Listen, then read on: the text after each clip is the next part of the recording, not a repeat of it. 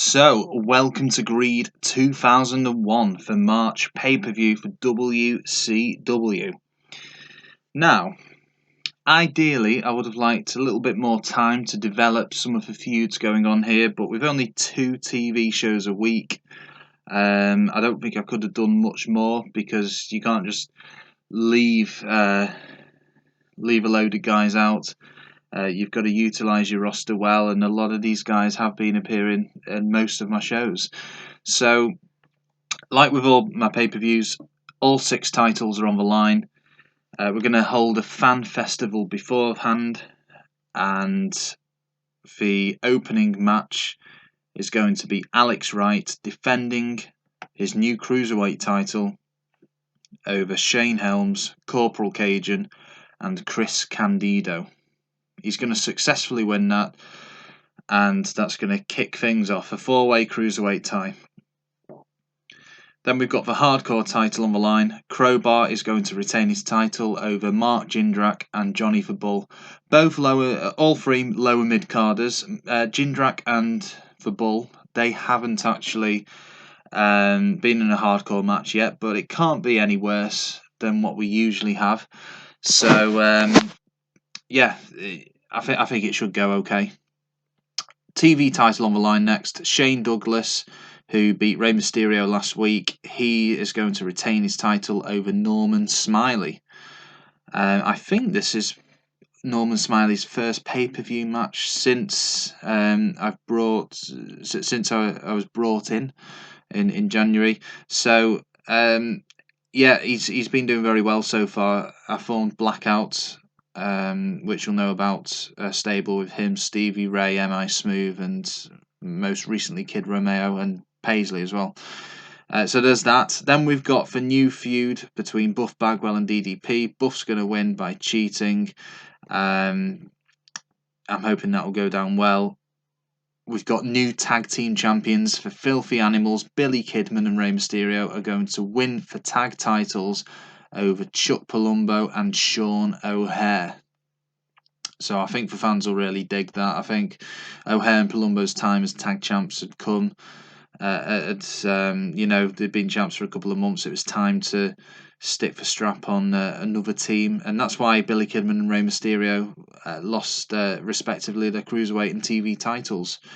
So I think there's a lot more options now of what to do. Filthy Animals, they will continue their feud with O'Haire and Palumbo for a bit, and then the world is their oyster. We'll see what we can do with them next. We've got quite a few heel tag teams about. Sid Vicious is going to win cleanly over Dusty Rhodes. Their feud has been developing nicely. In fact, all of these are feuds. The only non-feud matches are Shane Douglas and Norman Smiley. That's just to put on a good match between 2 mid-card guys. For Hardcore title match, and also for Cruiserweight title match. So let's get back. Sid Vicious is going to win clean over Dusty Rhodes and beat him up afterwards. Jeff Jarrett's going to retain his US title against Dustin Rhodes. Booker T is going to win over Ric Flair, which will result in Ric Flair having a temper tantrum in the ring afterwards, which I'm sure the fans will love. And here we have it. This should go down a storm, I am sure. Sting is going to be our new world heavyweight champion. He's going to beat Scott Steiner clean. Scott Steiner's going to beat up Sting in out of retaliation afterwards. And that will do that feud a load of good. It was already sky high. I think this will take it to another level. Scott Steiner has been the world champion ever since I came in at the beginning of January. We're now near the middle of March, and Sting is the new champ. So let's see how it's going to go. Opening match, 74%. A good score. A decent score for the opening match, considering these are 4 guys who I haven't used that much so far. And Alex Wright doing a good job as Cruiserweight champion. Hardcore match next. I'm hoping for over mid-60s. We got 70%. That is very surprising. Match quality 77%. Crowd reaction maybe even slightly more than I expected. Around the same.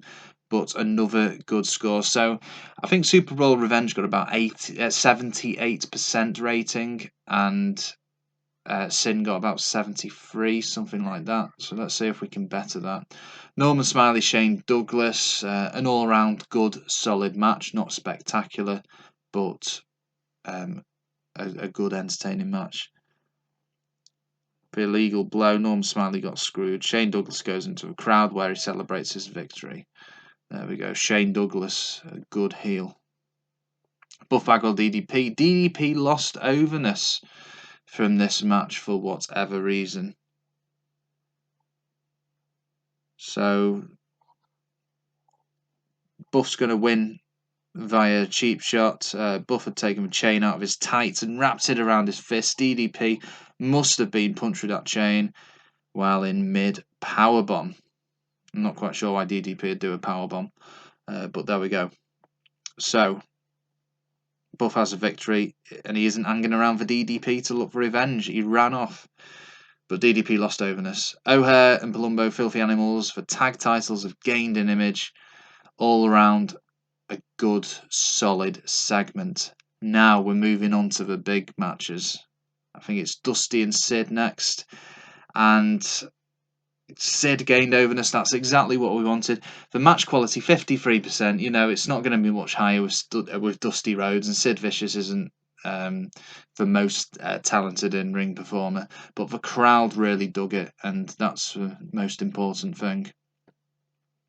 Dustin Rhodes, Jeff Jarrett. I knew that would go down well. The US title has gained an image. Jeff Jarrett has retained his title.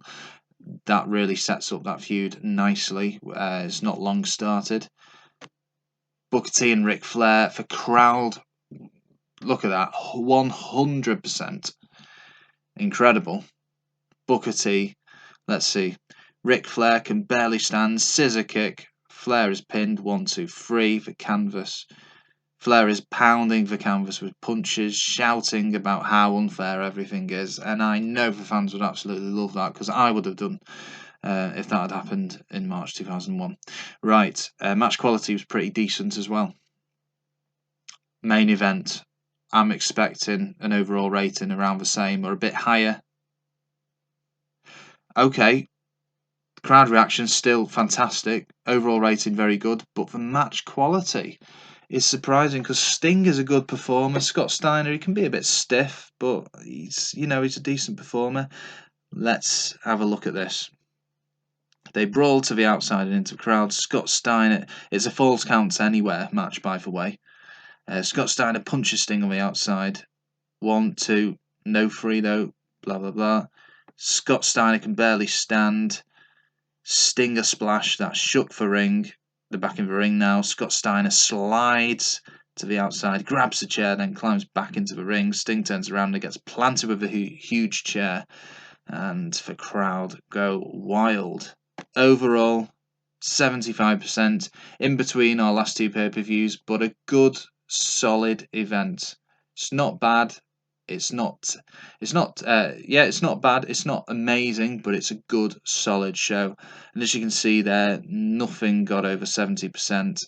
The best match of the night was Jeff Jarrett and Dustin Rhodes. That was really that really went down well. And obviously, I picked the Wright 3 matches to be the last 3 because the crowd really dug them. And the least best performing one was the hardcore title match, and even that got 70%. So very happy with that. Quick look at our emails. 1.31 buy rate for Greed. We beat Heat. I know it's a pay-per-view, but we did beat Heat. So there we go. Sting says Scott Steiner was working too stiffly. Ric Flair says Booker T doesn't have much chemistry in the ring with him. Ric Flair wants to go in a program with Goldberg.